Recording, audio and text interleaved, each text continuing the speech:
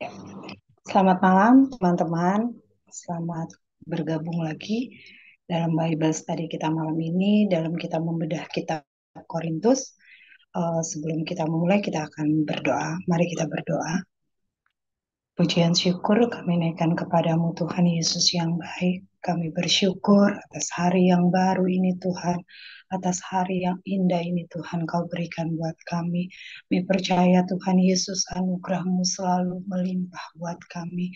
Penyertaan-Mu selalu sempurna, sempurna dalam kehidupan kami. Terima kasih Tuhan Yesus, terima kasih Engkau ampuni kami selalu Tuhan dari keterbatasan kami, dari perkataan, pikiran, perbuatan kami. Tuhan ampuni kehidupan kami, biar hidup kami boleh terus seturut dengan perkenanan-Mu, dengan kehendak-Mu Tuhan Yesus. Terima kasih Tuhan. Saat malam hari ini kami akan kembali belajar eh, kebenaran firman-Mu dalam kami membedah kitab Korintus. Tuhan tolong kami Tuhan, biar kami Tuhan Yesus mengerti apa yang kami pelajari. Kami boleh Tuhan Yesus belajar lebih lagi akan kebenaran firman-Mu. Terangi mata hati kami Tuhan, berikan kami hikmat Tuhan Yesus untuk kami sama-sama belajar Tuhan Yesus dalam kebenaran firman-Mu. Tuhan tolong juga hamba-Mu yang akan memberitakan kebenaran firman-Mu ini Tuhan. Biar apa yang dia pelajari, Tuhan Yesus itu semua hikmat daripadamu. Oh, apa yang ingin kau perkatakan, biar lewat hambamu, Tuhan Yesus. Tuhan tolong Tuhan, biar apa yang kami bahas, kami boleh mengerti dan kami boleh mengaplikasikan dalam hidup kami. Tuhan tolong kami sehatikan teman-teman kami melalui online ini, biar kami sama-sama mempunyai kerinduan yang sama untuk belajar lagi akan kebenaran firman-Mu. Kami juga berdoa buat teman-teman kami yang akan melihat di channel YouTube. Engkau juga berkati mereka supaya mereka juga boleh mempunyai kerinduan yang sama, semangat yang sama Tuhan daripada untuk belajar terus firman-Mu. Terima kasih Tuhan, terima kasih. Terpuji-pujilah Engkau ya Tuhan. Kami mulai Tuhan Yesus. Tuhan Yesus Bible Study kami ini hanya di dalam nama Tuhan Yesus Kristus. Haleluya. Amin. Puji Tuhan, saat malam hari ini kita akan membahas 1 Korintus 7 ayat 8 sampai 16. Saya akan membacakannya.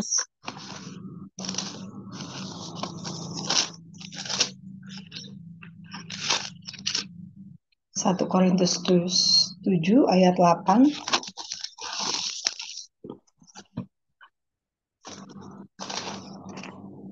Tetapi kepada orang-orang yang tidak kawin dan kepada janda-janda, aku anjurkan supaya baiklah mereka tinggal dalam keadaan seperti aku. Tetapi kalau mereka tidak dapat menguasai diri, baiklah mereka kawin, sebab lebih baik kawin daripada hangus karena hawa nafsu. Kepada orang-orang yang telah kawin, aku tidak kepada orang-orang yang telah kawin, aku tidak. Bukan aku, tetapi Tuhan. Perintahkan supaya seorang istri tidak boleh menceraikan suaminya. Dan jikalau ia bercerai, ia harus tetap hidup tanpa suami atau berdamai dengan suaminya. Dan seorang suami tidak boleh menceraikan istrinya. Kepada orang-orang lain, aku bukan Tuhan. Katakan, kalau ada seorang saudara beristrikan seorang yang tidak beriman dan perempuan itu mau hidup bersama-sama dengan dia, janganlah saudara itu menceraikan dia. Dan kalau ada seorang istri bersuamikan seorang yang tidak beriman dan laki-laki itu mau hidup bersama-sama dengan dia, janganlah ia menceraikan laki-laki itu. Karena suami yang tidak beriman itu dikuduskan oleh istrinya, dan istri yang tidak beriman itu dikuduskan oleh suaminya. Andai kata tidak demikian, niscaya anak-anakmu adalah anak cemar, tetapi sekarang mereka adalah anak-anak kudus. Tetapi kalau orang yang tidak beriman itu mau bercerai, biarlah ia bercerai. Dalam hal yang demikian saudara atau saudari tidak terikat. Tetapi Allah memanggil kamu untuk hidup dalam damai sejahtera. Sebab bagaimanakah engkau mengetahui, hai istri, apakah engkau tidak akan menyelamatkan suamimu? Atau bagaimanakah engkau mengetahui, hai suami, apakah engkau tidak akan menyelamatkan istrimu? Puji Tuhan.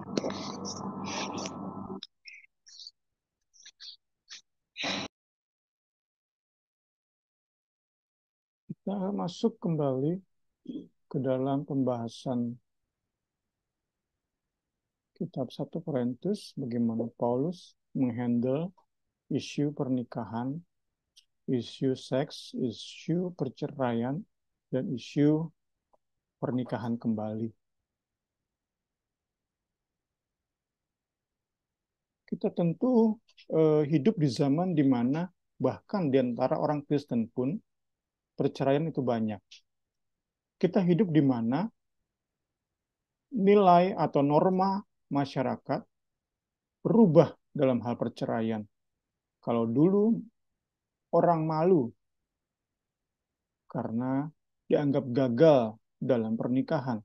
Sekarang, di zaman medsos, di zaman modern ini, di zaman di mana kita hidup, ada orang-orang bahkan memamerkan akta cerai, memamerkan di medsos surat cerai.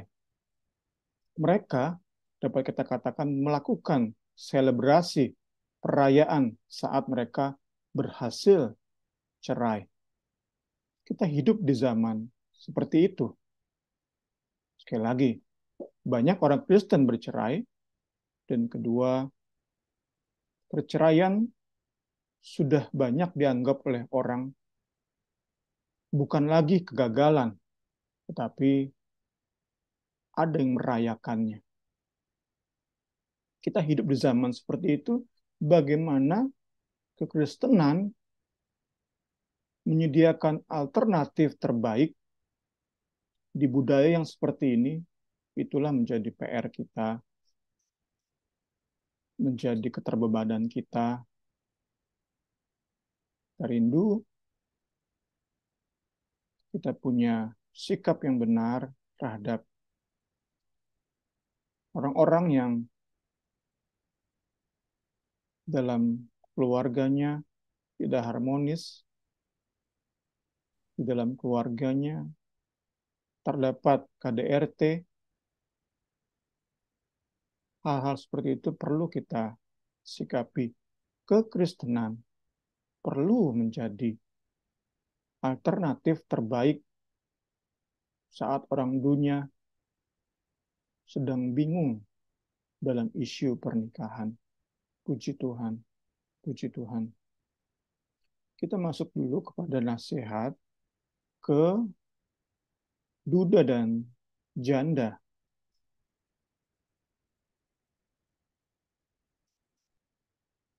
Di ayat 8 kita lihat dikatakan di sini oleh Rasul Paulus, tetapi kepada orang-orang yang tidak kawin.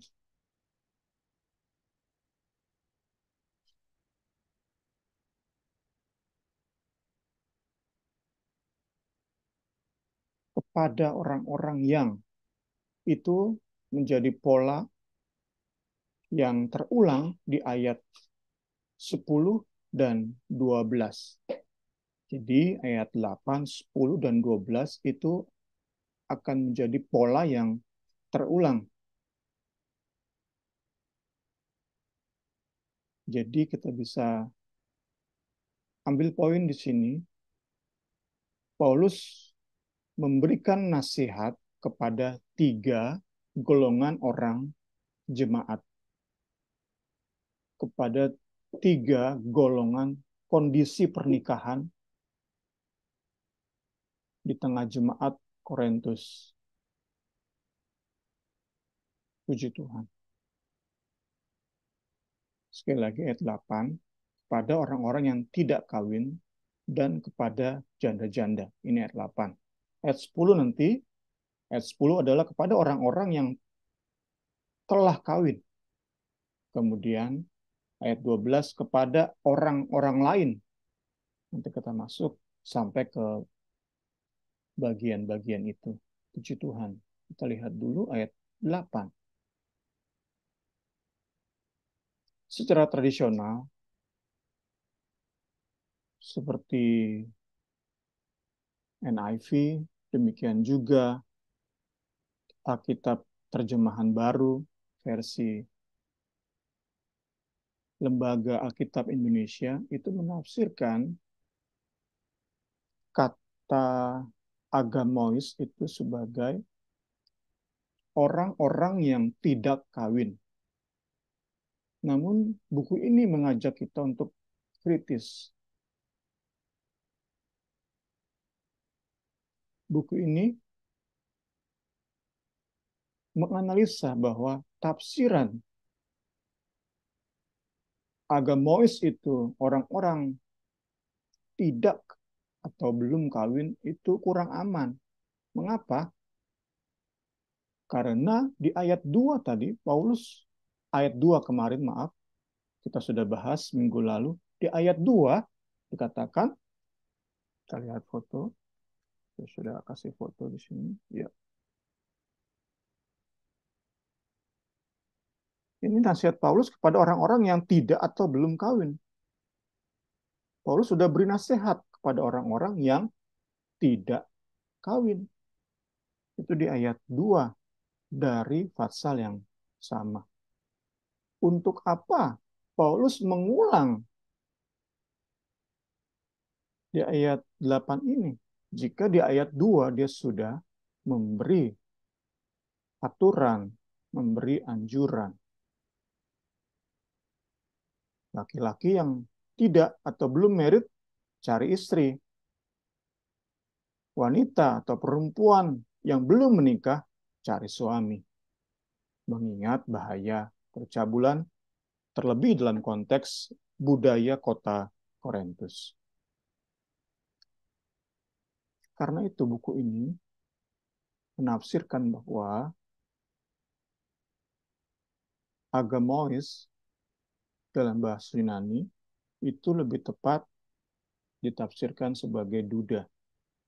Ada dua alasan. Pertama, kata duda dalam bahasa Yunani koine,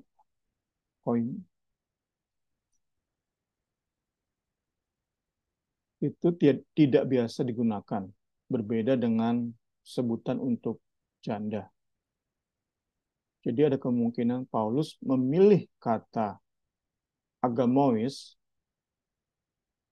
tidak kawin atau menikah, itu untuk menunjuk para duda.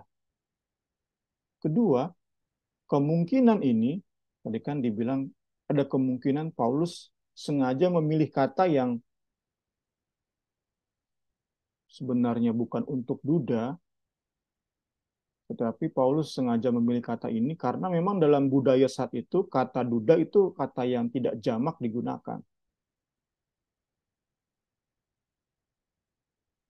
Jadi ada kemungkinan Paulus sengaja memilih kata agamois untuk menunjuk para duda. Kemungkinan ini diperkuat oleh konteks yang mengelilingi ayat ini. Paulus sedang bicara tentang pernikahan. Dan di dalamnya tentu ada pihak pria dan wanita. Karena itu, saat Paulus bicara atau menunjuk janda kepada janda, tentu logika sederhananya adalah di depannya adalah duda. Karena kita sedang bicara pernikahan. Sama-sama ditinggal mati oleh pasangan hidupnya, janda untuk wanita, duda untuk pria. Buku ini menyarankan tafsiran ini lebih aman. Jadi kita baca sekarang ayat 8. Tetapi kepada duda dan janda, aku anjurkan supaya mereka tetap tinggal dalam keadaan mereka.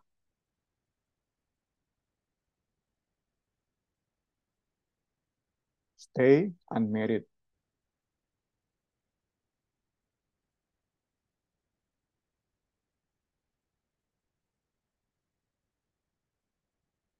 Ini yang baik menurut Paulus. Kenapa baik? Kita akan sampai kepada alasan Paulus saat kita membahas ayat 28 dan 35. Kita masuk ke ayat 9. Ayat 9 ini menjelaskan mengapa Paulus kepada duda dan janda memberikan anjuran di ayat 8, bukan perintah.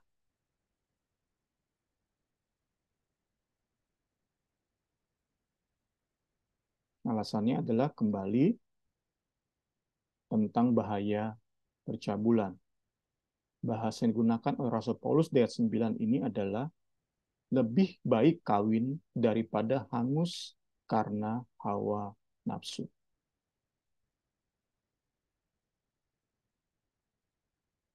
Paulus menganjurkan duda dan janda yang ditinggal mati pasangan hidupnya tidak menikah. Itu lebih baik. Namun di ayat 9, Paulus tegaskan itu anjuran, bukan perintah. Kalau memang tidak dapat menguasai hasrat seksual, lebih baik kawin. Jadi Paulus memberikan tingkatan di sini. Yang paling ideal adalah bagi Paulus tidak kawin lagi. Tetap sebagai duda atau janda. Kedua adalah kawin lagi. Supaya baru posisi ketiga adalah posisi dosa. Dosa percabulan dalam konteks pasal 6 dan 7 adalah main pelacur. Tidak tahan si duda, si janda pada hasrat, hasrat seksnya luar biasa, mereka main dengan pelacur.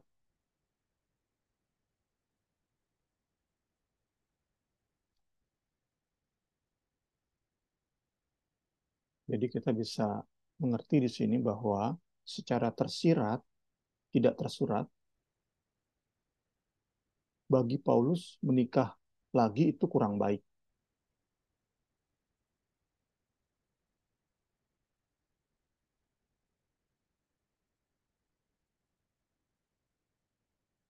Kemudian kita melihat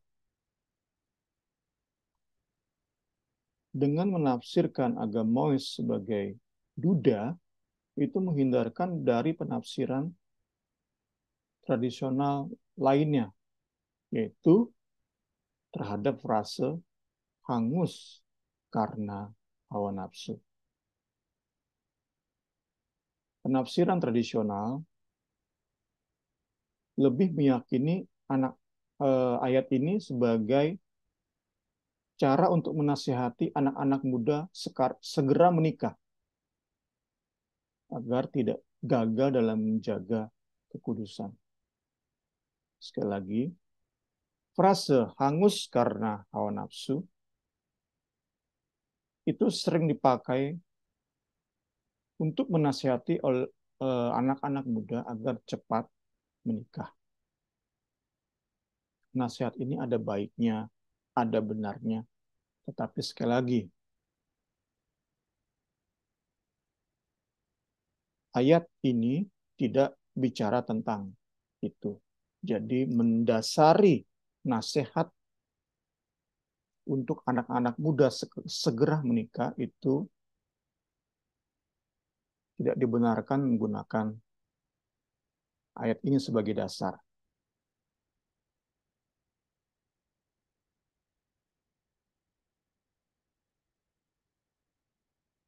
Nasihat lebih baik nikah daripada terbakar oleh nafsu seks itu ditujukan kepada para duda dan janda yang sedang berpikir untuk main PSK untuk memuaskan hasrat seksnya. Atau bahkan mungkin ada yang sudah main dengan PSK karena hasrat seksnya luar biasa. Nasihat di ayat 8 dan 9 itu bagi mereka. Itu bagi mereka. Bagi duda dan janda yang hasrat seksnya masih menggebu-gebu, lebih baik menikah. Walaupun itu bagi Paulus bukan yang ideal.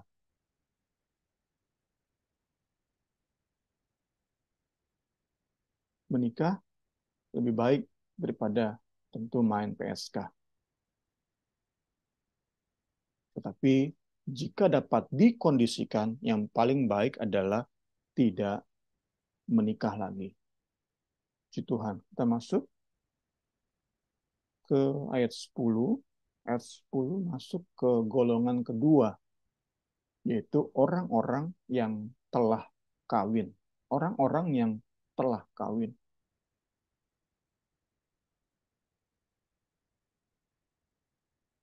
Udah married.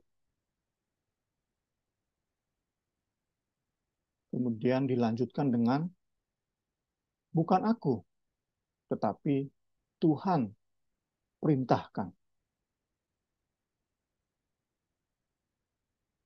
Di bagian ini, di ayat 10, Paulus tegaskan bahwa yang ia sedang tulis bukan anjuran. Tadi di ayat 8, aku anjurkan, kita bacakan. Tetapi di ayat 10 ini, Tuhan perintahkan. Kita sedang belajar di teologi sistematik tentang hal ini. Bagaimana pengilhaman Roh Kudus itu terjadi secara organik.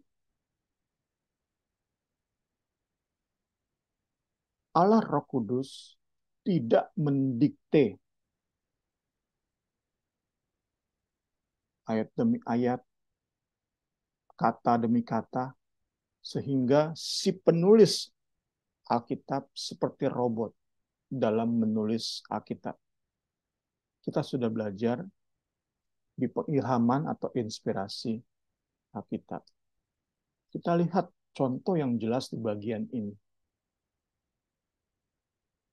Dalam penguasaan Roh Kudus, dalam pemilihan kata-kata yang tepat,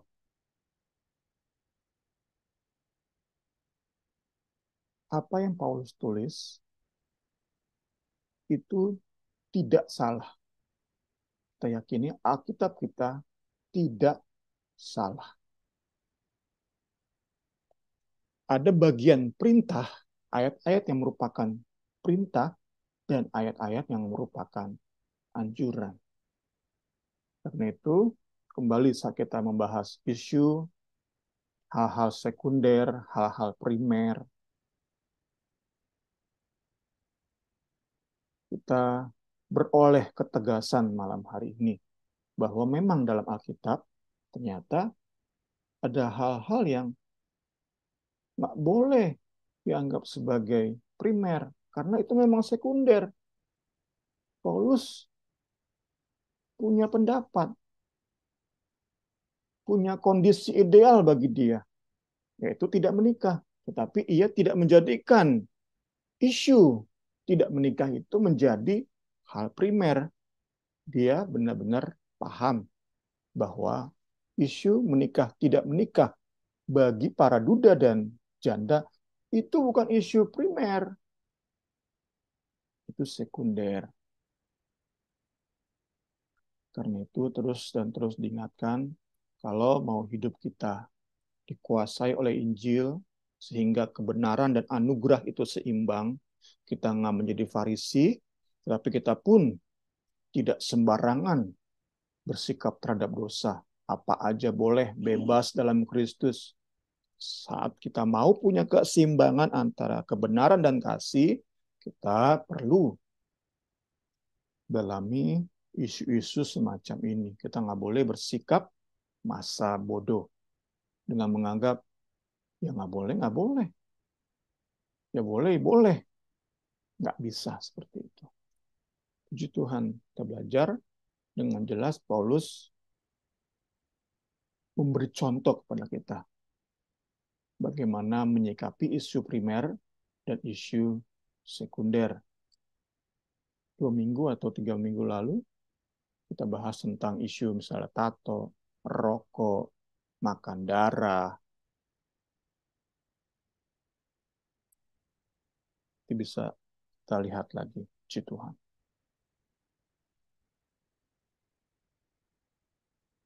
Jadi kita bisa lihat bahwa secara pribadi, Paulus sungguh menikmati hidup singlenya. Dia bisa all out, memberikan seluruh waktu, tenaga, pikiran. Nggak perlu urus istri, nggak perlu urus anak. Itu sebuah kondisi yang membahagiakan, sangat membahagiakan bagi Paulus. Bagai di surga dia. Melayani, melayani, memberi yang terbaik.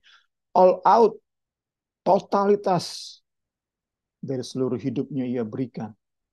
Namun Paulus mengerti, tidak semua orang bisa menjalani hidup seperti yang dia jalani. Segala hormat, kemuliaan bagi Tuhan, anugerah khusus lewat Alkitab, kita bisa belajar dan belajar untuk saling mengerti satu sama lain. Sehingga kita bisa saling melengkapi. Ya, awali dengan saling menerima satu sama lain. Puji Tuhan. Apa perintah? Kita masuk ke bagian selanjutnya. Apa perintah Tuhan bagi orang-orang yang telah kawin? Apa perintah Tuhan bagi orang-orang yang telah kawin? Singkatnya, jangan sampai menceraikan pasangan hidup. Itu singkatnya. Sebelum melihat lebih lanjut, kita bedakan dulu antara golongan kedua di ayat 10 dan 11 dengan golongan ketiga, ayat 12 sampai 16. Kita lihat di ayat 12 dan 13 kepada orang-orang lain. Nah, kemudian Paulus bilang, kalau ada seorang saudara beristrikan seorang yang tidak beriman. Ayat 13, kalau ada seorang istri bersuamikan seorang yang tidak beriman. Nah, dari dua ayat ini kita bisa mengerti bahwa di ayat 12-13 Paulus juga menyoroti orang-orang yang menikah. Seperti halnya di ayat 10. Ayat 10 kan kepada orang-orang yang telah kawin. Ayat 12-13 pun sama kepada orang-orang yang telah kawin. Namun bedanya ayat 10 itu untuk pasangan suami istri orang percaya. Dua-dua percaya. Dua-dua lahir baru. Dua-dua memiliki karunia Roh Kudus. Berbahasa lidah, mengadakan tanda-tanda heran, mujizat, berkata-kata nubuat. Itu di ayat 10 Paulus handle. Di ayat 12, 13, dan seterusnya Paulus handle suami istri yang salah satunya tidak percaya.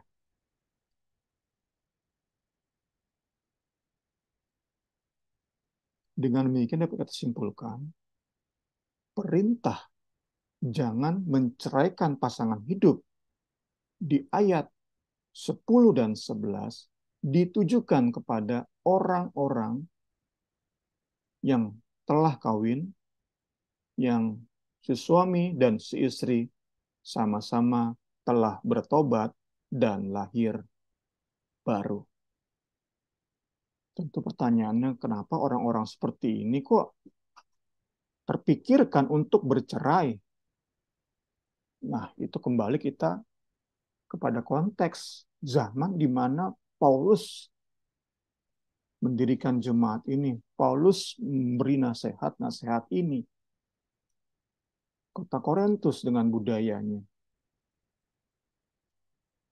Kemudian, slogan yang kita bahas minggu lalu. Dua hal ini membuat kita seharusnya bisa lebih paham, kok bisa sih orang yang sama-sama bertobat dan lahir baru itu berpikir untuk bercerai. Salah satunya alasan utama kita sudah bahas minggu lalu, yaitu di ayat 1 dari pasal 7, Ini slogan mereka. Kalau orang laki-laki tidak berhubungan seks dengan perempuan, itu baik. Nah, heran, banyak perempuan, kita lihat tadi di sini kan,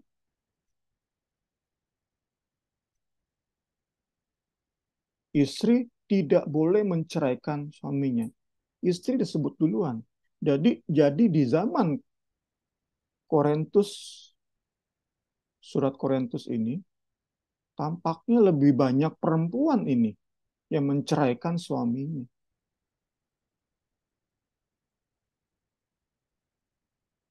Supaya seorang istri tidak boleh menceraikan suaminya.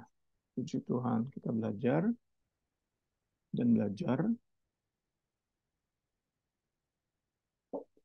Saat itu ada wanita-wanita yang terpengaruh oleh slogan yang sudah kita bahas minggu lalu. Tentu kita tidak sempat untuk membahasnya lagi. Terpengaruh sehingga mereka menganggap seks itu tidak baik, dan karena itu mereka mengajukan cerai, padahal sesama orang percaya suaminya. Paulus tegaskan perintah Tuhan tidak boleh menceraikan suamimu.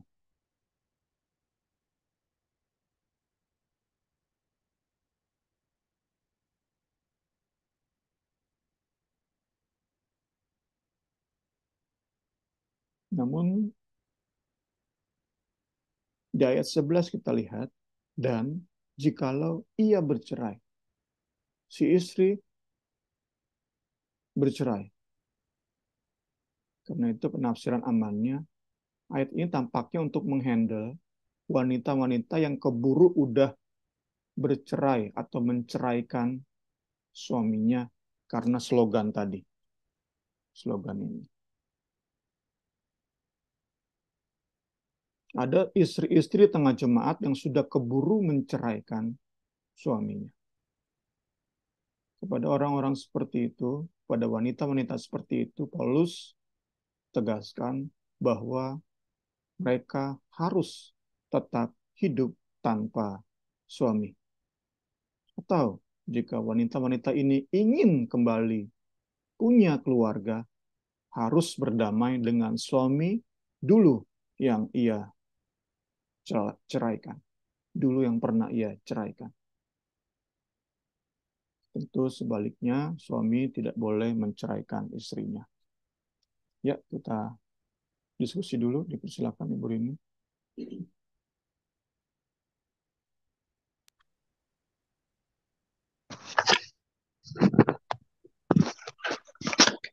Iya, teman-teman. Ada yang mau menanyakan yang tadi sudah dibahas Bung Semi, atau mau menambahkan juga boleh, atau bingung dengan pembahasan malam ini. Kita masih bahas tentang apa ya, tentang keluarga juga ini ya, tentang status pernikahan. Niar, Agnes, ya boleh. Oke, Nas.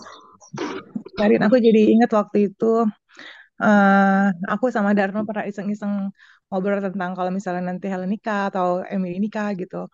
Terus Darno pernah nanya gini nih Karin, aku nanya sama Bung Semi ya.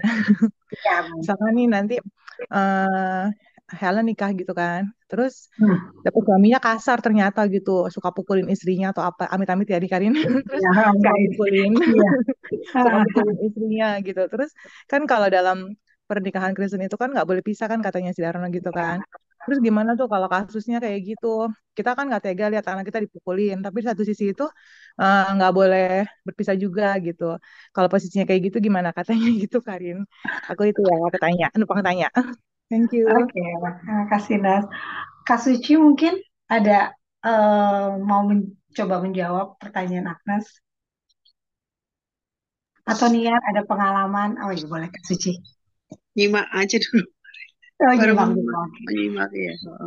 Oke, Berat oke. soalnya, berat saat aku salah jawab. Iya, berat badan saya memang. Oh, oh. Oke, oke.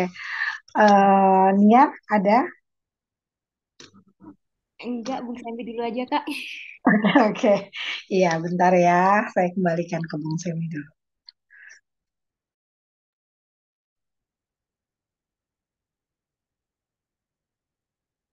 Oke, kita bahasnya nanti sekalian karena termasuk dalam aplikasi nanti itu.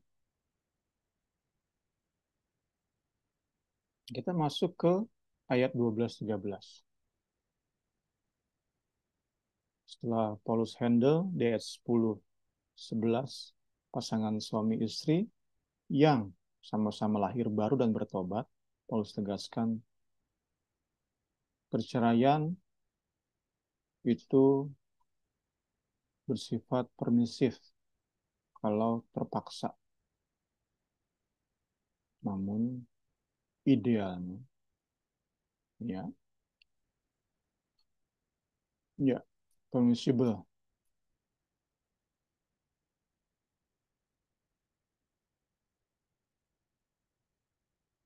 Idealnya tetap bersatu. Namun jika terpaksa bercerai, tidak boleh menikah lagi.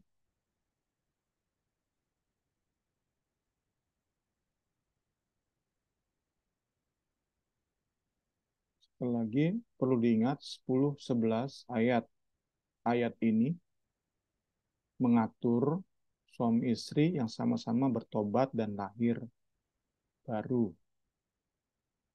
Kita selalu ingat konteksnya, orang-orang Korintus itu 99,9% lahir baru bertobat. Bukan seperti gereja modern. Gereja modern itu 200 jemaat. Mungkin yang lahir baru bertobat itu 20%, 30% mungkin. Yang lain itu lahir sebagai Kristen, nama Kristen, tetapi belum tentu lahir baru. Itu konteks yang perlu kita pahami. Terus dan terus saat kita bahas surat Korintus. Kalau kita nggak paham konteks itu, kita bisa salah dalam memahami surat Korintus. Harus ingat dan ingat terus. Gereja Korintus berbeda dengan gereja modern. Gereja Korintus 99,9% mereka lahir baru bertobat. Gereja modern 30% lah yang lahir baru bertobat. Yang lain karena orang tuanya Kristen, anaknya sekolah minggu, remaja, kaum muda. Padahal belum tentu lahir baru dan bertobat. Ini satu sisi. Sisi lain, ada orang-orang ikut-ikutan. Karena ngelihat orang Kristen kaya, ikut-ikutan ke gereja. Faktor kedua, ada yang karena menikah. Pacarnya orang Kristen, ikutlah ke gereja.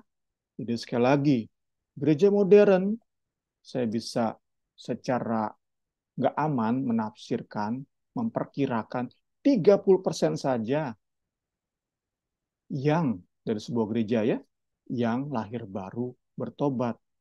Berbeda jauh dengan gereja Korintus. Saat Paulus bilang orang percaya dan orang tidak percaya, udah jelas. Yang percaya itu lahir baru bertobat. Saat Paulus bilang, kalau kita ke zaman sekarang, Paulus bilang orang Kristen, ya benar-benar orang Kristen. Kalau sekarang saya bilang orang Kristen, ya belum tentu, harus selidiki dulu benar-benar lahir baru nggak, ada tanda-tanda pertobatan nggak di hidupnya. Saat itu udah kita paham benar tuh bahas Korintus, isu ini pun jadi lebih aman kita menafsirkan. Terhadap suami istri sama-sama lahir baru, perintah Tuhan tidak boleh bercerai. Masuk ke ayat 12-13. Bagaimana jika salah satu tidak lahir baru, tidak bertobat? Itu di ayat 12-13. Paulus bilang, sama, stay married. Jadi pasal 7 ini pada prinsipnya satu jawaban Paulus, tetap dalam keadaanmu. Menikah ya menikah. Tidak menikah, usahakan tetap tidak menikah. Itu prinsip dasar yang Paulus gunakan di 1 Korintus pasal 7. Juga saat menjawab, sekali lagi ini surat, pertanyaan ini berasal dari surat yang dikirimkan oleh jemaat Korintus. Ada yang bertanya, suamiku itu bukan orang percaya. Saat Paulus menginjil di Korintus, suamiku nggak terima Yesus, aku terima Yesus. Saat aku pulang ke rumah, aku dapati suamiku seorang yang najis, tidak dikuduskan oleh darah Yesus. Berarti kesimpulannya aku harus cerai. Karena firman Tuhan bilang tidak boleh menyatu dengan atau berbaur dengan orang-orang tidak percaya. Itu yang disimpulkan oleh banyak orang Kristen atau jemaat di kota Korintus. Ayat-ayat ini menjawab pemahaman salah tersebut. Paulus bilang, tetap nggak boleh ceraikan pasangan hidupmu yang belum percaya, yang tidak percaya pada Kristus. Nah, kalau kita baca dua ayat ini aja, kita sudah mengerti, 12-13 ya, kita sudah mengerti bahwa ayat-ayat ini bukan sedang menganjurkan atau memberi izin kepada seorang Kristen mencari pasangan hidup yang berbeda iman. Konteksnya di sini, mereka dulu sama-sama tidak beriman kepada Kristus, kemudian salah satu jadi orang beriman. Jangan sampai ayat-ayat ini digunakan, itu di Korintus ada kok rumah tangga yang pasangannya tidak seimbang, terus memberi seperti dorongan, saya juga boleh dong mencari pasangan hidup yang tidak seiman. Jelas dan jelas kalau kita belajar, ayat-ayat ini bukan merupakan izin, anjuran, atau hal-hal semacam itu. Di sini Paulus sedang menunjuk kepada sebuah kondisi. Saat sepasang suami istri diperdengarkan kepada mereka Injil, ternyata ada salah satu yang percaya, ada yang tetap pada agama lama mereka. Puji Tuhan kita belajar dan belajar pada saat malam hari ini. Pada prinsip tetap sama kepada orang-orang yang memiliki pasangan hidup berbeda iman, Paulus menganjurkan tetap dalam keadaan mereka. Jangan menceraikan suami atau istri mereka. Ayat 14,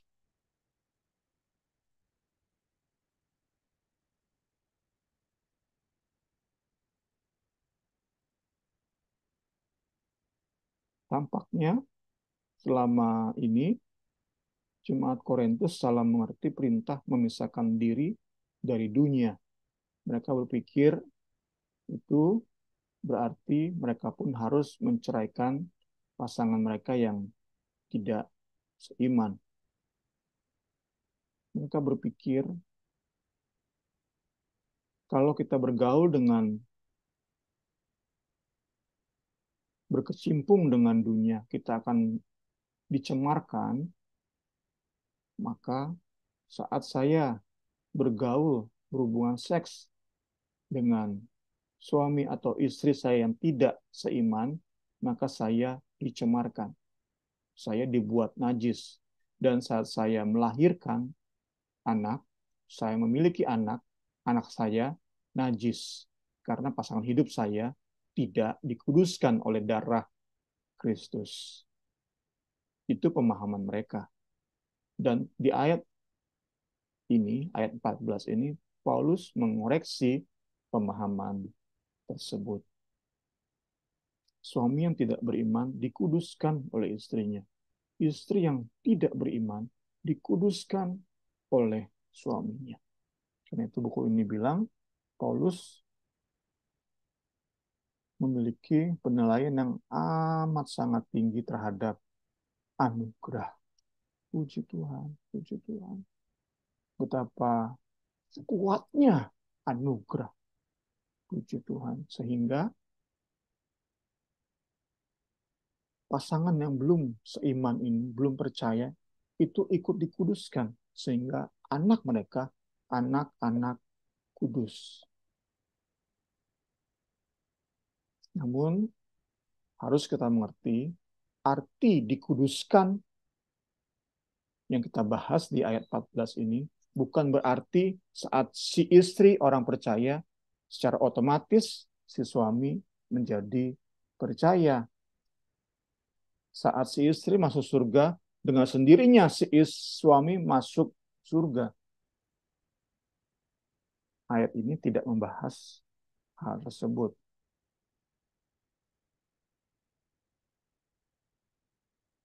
Puji Tuhan. Ayat 15. Kata yang sulit di ayat 15 adalah tetapi Allah memanggil kamu untuk hidup dalam damai sejahtera. Itu dikaitkan dengan sebelumnya. Kalimat di ayat 15 adalah, tetapi kalau orang yang tidak beriman itu mau bercerai, biarlah ia bercerai. Dalam hal yang demikian, saudara atau saudari tidak terikat. Baru ada kalimat tadi, tetapi Allah memanggil kamu untuk hidup dalam damai sejahtera. Kita lengkapi frase Allah memanggil kamu untuk hidup dalam damai sejahtera dengan Roma 12 ayat 18. Sedapat-dapatnya, kalau hal itu bergantung padamu, hiduplah dalam perdamaian dengan semua orang. Tentu kita bisa tambahkan, apalagi suami atau istrimu.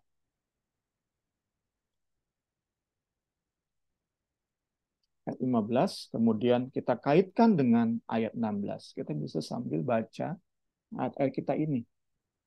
Ayat 16. Sebab bagaimanakah engkau mengetahui, hai istri, apakah engkau tidak akan menyelamatkan suamimu? Suami, apakah engkau tidak akan menyelamatkan istrimu? Kita gabungkan 15, 16, dan Roma 12 ayat 18. Tafsiran amannya adalah seperti berikut. Roh Kudus lewat Paulus mengingatkan bahwa jemaat Korintus diselamatkan untuk Tuhan pakai menyelamatkan orang lain. Karena itulah semangat mengusahakan perdamaian itu perlu terus dan terus dikedepankan, diperjuangkan terus dan terus, sedapat-dapatnya, sedapat mungkin, diusahakan, sehingga sedapat mungkin jangan cerai. Sedapat mungkin jangan cerai. Dalam kondisi tidak cerai ini, ada peluang amat besar untuk suami atau istri yang lebih dulu percaya ini bisa menyelamatkan pasangan hidupnya. Berbeda jika terjadi perceraian. Berbeda kondisinya jika sudah terjadi perceraian. Sudah nggak ada peluang, sulit sekali peluang. Tapi jika benar-benar misalnya seorang istri yang sudah percaya, berjuang habis-habisan. Si suami bilang, cerai aja kita. Jangan, Pak. Jangan, Pak. Demi anak-anak, ayo. Tetap kita jalin rumah tangga. Sedapat mungkin, sedapat-dapatnya, orang percaya mengusahakan tidak terjadi perceraian. Mengapa? Karena di situ peluang besar untuk menyelamatkan pasangan hidup orang tersebut. Kiranya kita bisa lebih mengerti bagian ini. Inilah kondisi ideal. Inilah kondisi ideal.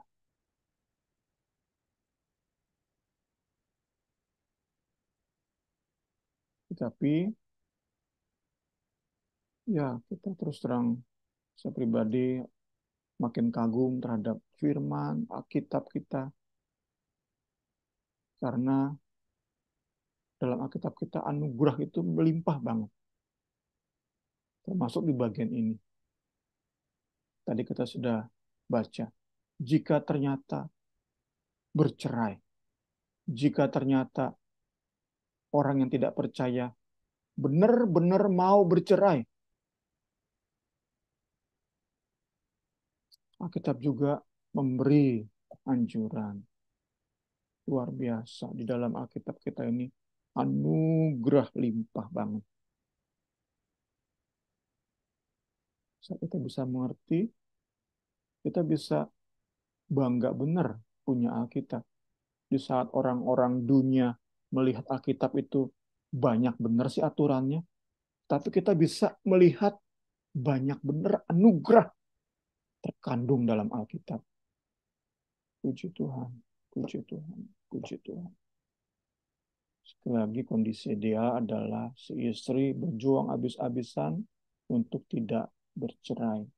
Namun di dalam anugerah Kristus, jika ternyata si suami tetap benar-benar mau bercerai, Paulus bilang dalam bimbingan Roh Kudus, si istri tidak bersalah dalam hal ini. Si orang percaya tidak bersalah dalam hal ini. Ya, yang selanjutnya adalah masuk ke dalam bagian-bagian aplikasi adalah bagaimana dengan orang yang diceraikan. Apakah boleh menikah lagi?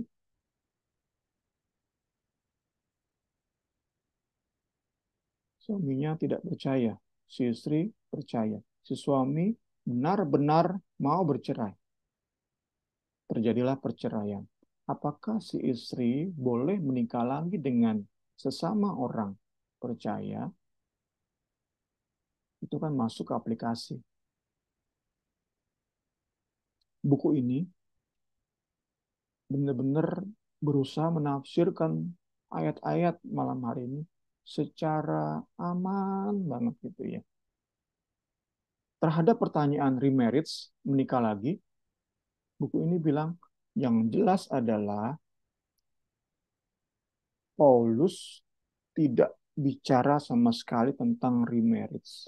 Paulus di bagian ini nggak ada singgung tentang menikah kembali bagi pasangan hidup, bagi perceraian yang pasangan hidupnya masih hidup. Berbeda dengan tadi ya, duda dan janda.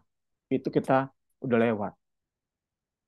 Tapi remarriage, pernikahan lagi, itu nggak dibahas oleh Rasul Paulus saat membahas perceraian. Nggak ada sama sekali Paulus bicara tentang itu. Gereja modern lah yang menafsirkan kata tidak terikat di ayat 15. Tetapi kalau orang yang tidak beriman itu mau bercerai, baiklah ia bercerai. Dalam hal yang demikian, saudara-saudari, tidak terikat. Kata itulah yang dipakai untuk, oh berarti boleh menikah lagi. Padahal Paulus nggak bahas itu sama sekali. Sama sekali nggak. Paulus nggak ada bahas pernikahan kembali. Sama sekali nggak ada bahas. Baik, di antara suami istri yang sama-sama percaya dan lahir baru, juga di antara suami istri yang salah satunya tidak beriman. Paulus sama sekali nggak bahas tentang pernikahan kembali.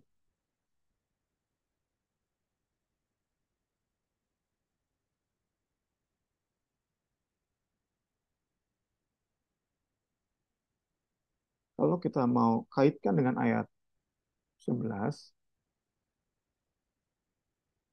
terhadap orang-orang yang bercerai, itu berarti Paulus bilang pertama,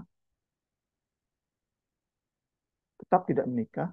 Kedua, mengusahakan kembali ke pasangan hidupnya.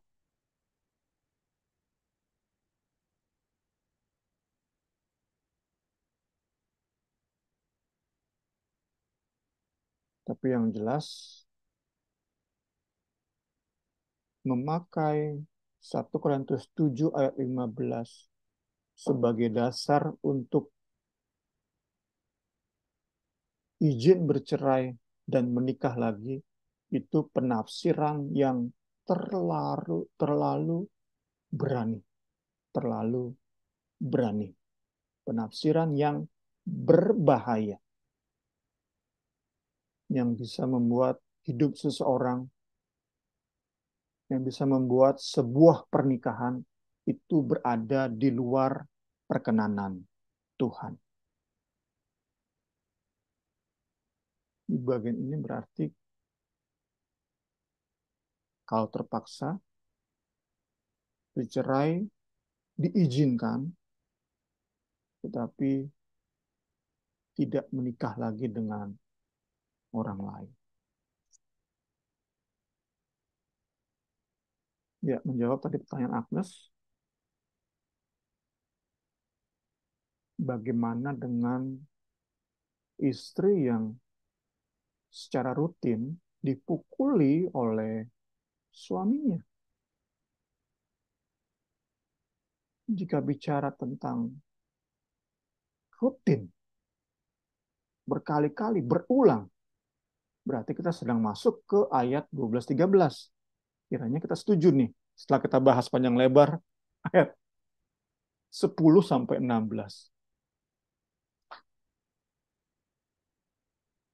Kiranya kita setuju nih.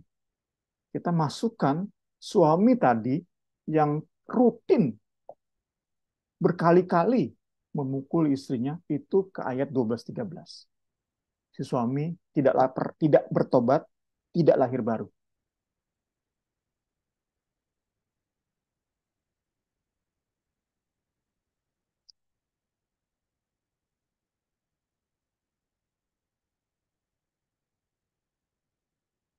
Apakah si istri boleh minta cerai? Nah, ini kembali nih.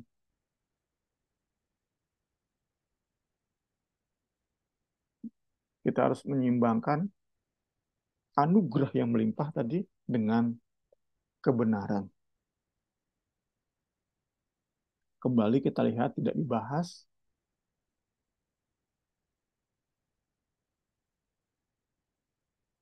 Namun jika kita sandingkan dengan ayat 11, jikalau ia bercerai, ia tetap harus hidup tanpa suami atau berdamai dengan suaminya.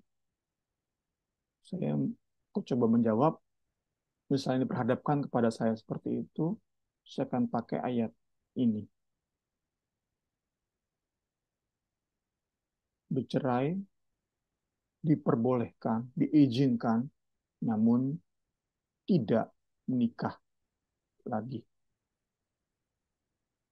Saya pribadi tentu kalau ditanya ya, nggak akan memaksakan si istri untuk terus serumah dengan suami yang seperti itu. Saya tidak akan memaksakan. Seorang istri yang secara rutin dipukuli suaminya untuk tinggal serumah dengan si suami. Saya akan menyarankan untuk si istri kembali ke orang tuanya. Namun sekali lagi, si istri tetap hidup tanpa suami.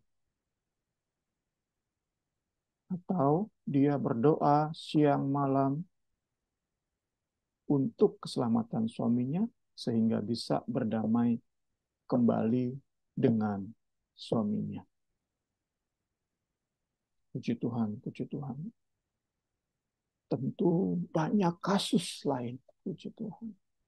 Puji Tuhan yang karena nggak mau kita hidup di zaman ini, zaman seperti ini. Selingkuh banyak. Bukan hanya suami, istri pun selingkuh. Bagaimana yang diselingkuhi? Boleh nggak bercerai? Boleh nggak menikah lagi? Kalau kita nggak belajar, kalau kita linglung, bingung terhadap isu-isu seperti ini, kalau kita pertama jadi orang Farisi, yang apa-apa nggak boleh, harus tetap satu rumah. Padahal habis-habisan tuh istri dijadikan sansak tinju.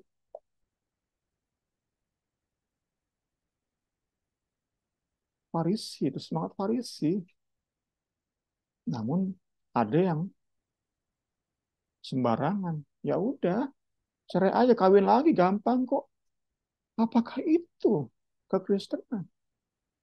Karena itu harus dalami. Harus dalami, nggak boleh linglung, nggak boleh bingung.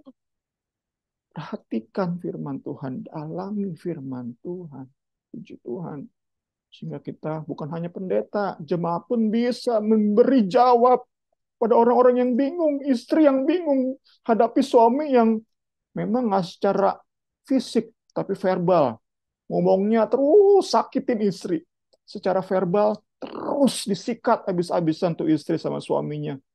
Sebaliknya ada suami pun yang secara verbal, nggak main fisik, tapi verbal terus disindir, dibully hari ke hari oleh si istri. Saat si istri atau suami bertanya pada kita, apa jawaban kita? Bisakah kekristenan kita memberi jawab kepada mereka? Jawaban yang seimbang antara kebenaran dan anugerah. Jangan kebenaran doang. Nggak boleh cerai. Harus tahan, harus berdoa habis-habisan.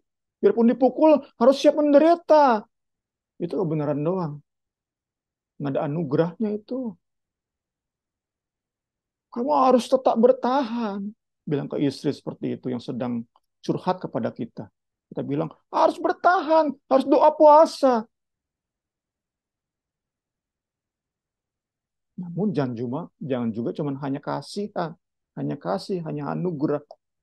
Ya udah kasihanlah, ya udah ceraikan saya suamimu cepet-cepet cari suami yang lain supaya hidupmu bahagia. Harus imbang kebenaran dan kasih. Gimana bisa dapat itu? Firman dalami, minta Roh Kudus bimbing terus sehingga kasih anugerah ada di hidup kita, seimbang di hidup kita. Injil tuh benar-benar keluar dari pemikiran kita, dari hati kita. Injil tidak membiarkan si istri tetap dalam dosa, si suami tetap dalam dosa. Injil tidak akan menjebak, membuat terjerembab si istri. Ya udah ceraiin aja, cari suami baru.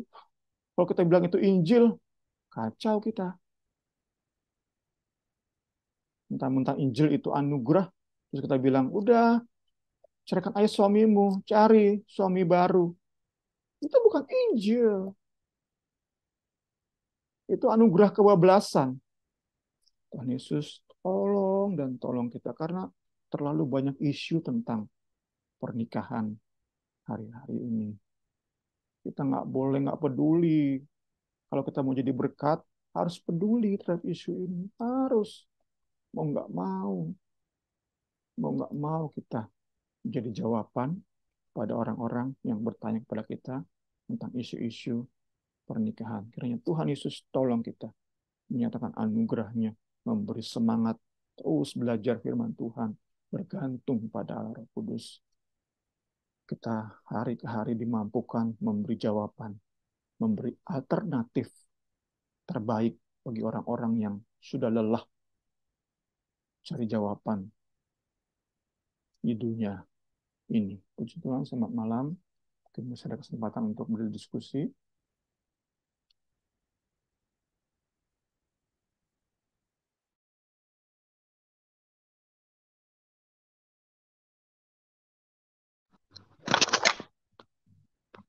Ya, mungkin ada yang mau bertanya lagi. Mari sedikit, Mari. Boleh, Kak. Saya tadi tertarik dengan pertanyaan Agnes tadi gitu ya. Maksudnya kalau saya sih melihatnya dari sisi yang berbeda. Terjadi pemukulan misalnya gitu ya, apa karena ada sebab pastinya gitu ya. Nggak mungkin nggak ada sebab kenapa dipukulin gitu ya. Jadi pastinya kan dalam kasus tadi kan bisa ditanyakan gitu ya, kenapa dipukul dan ada apa? Ya siapa tahu tadi si istri juga punya salah gitu ya. Karena menurut saya pribadi sih kalau tanpa sebab nggak mungkin langsung dipukulin gitu ya. Seperti itu sih. Jadi kemungkinan ya perlu di mediasi gitu ya, perlu ditanyakan kenapa dipukulin, sebabnya apa. Kalau mungkin si istri juga ada salah ya minta maaf gitu ya. Karena kadang-kadang kita perempuan ini kan juga suka menjawab, suka juga mungkin menyakiti ya, sehingga ya dipukul lah gitu ya. Jadi ya kedua belah pihak sih kalau menurut saya sih, Marin. Jadi nggak dari satu sisi gitu ya, gitu ya. Makasih, Marin. Sama-sama. Ya, mungkin kalau yang kasus Agnes, mungkin yang kalau apa ya, misalnya dalam rumah tangga itu hal masalah sepele aja bisa dijadi pemukulan gitu. Tapi kalau misalnya suaminya yang main tangan, eh maksudnya sampai kasus besar dia bisa bisa pukul kayak gitu. Nah, itu boleh ditanyakan. Tapi kalau misalnya yang rumah tangga yang hal-hal kecil aja dia bisa disiksa. Masalah hal-hal kecil bisa disiksa. Itu sih memang kasihan juga ya. Tapi memang lihat lagi juga dari eh, pihak perempuannya gitu loh. Memang sebab akibat sih seperti itu. Ya, itu mah harus didalamin lagi. Jadi yang penting kalau misalnya dengar firman Tuhan saat malam ini intinya Paulus tuh pokoknya kalau udah bercerai mau baik yang sama orang yang tidak percaya sama orang sama-sama bertobat itu intinya Paulus nggak ada bilang lu boleh nikah lagi gitu loh ya. Kalau misalnya kan ada contohnya lah ya beberapa temen gitu mengalami hal itu sempat pernah nanya gitu sama saya kalau nikah lagi gue kira-kira boleh nggak menurut agama lu? Kalau menurut organisasi agama gue nih lu sih nggak bakalan boleh nikah lagi itu namanya jinah gitu ya kita tahu kan seperti itu karena belum terlalu dalam yang kita mengerti. Tapi kalau saat ini kan kita bisa jelasin ke mereka kan soal-soal yang kalau mereka tanya gitu. Udah itu aja. Mungkin ada tambahan? Nggak ada ya. Nanti kita akan tutup Bible study kita. Selamat malam. Makasih teman-teman. Niar mungkin ada meeting jadinya udah keluar duluan. Nanti saya minta Kak Suci yang tutup dalam doa ya Kak. Oke, Marin. Mari Oke. kita satu dalam doa. Bapa dalam surga, terima kasih Tuhan Terima untuk kasih. malam ini. kami lebih diperkaya lagi dengan pemahaman kami yang lebih mendalam akan kebenaran firman-Mu, bahwa kami harus punya hikmat dalam menyikapi segala sesuatu dalam kehidupan kami, dalam rumah tangga kami, Tuhan. Dan kami bersyukur karena anugerah Tuhan, dan kami bersyukur karena kesabaran Tuhan di dalam menunggu kami, dalam memperbaiki sikap kami, khusus dalam rumah tangga kami masing-masing, Tuhan.